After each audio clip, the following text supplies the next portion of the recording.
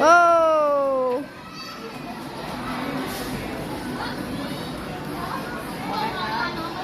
ลงไหมคะเอาไหมลงไหมเจ็บมือเอาเล่นอีกไหมนี่ไปเล่นตรงนี้ไหมไปทางพุ่นยายกายน้ำหมาพ่อเราเลี้ยงปิดหากับพ่อ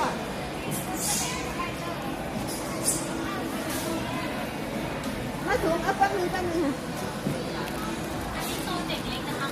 อ๋อค่ะตั้งแต่เดินมาลูกมานี่โซนของน้องลูกมา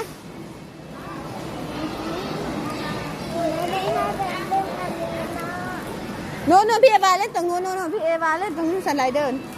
มาเร็วไปดูซิไปเล่น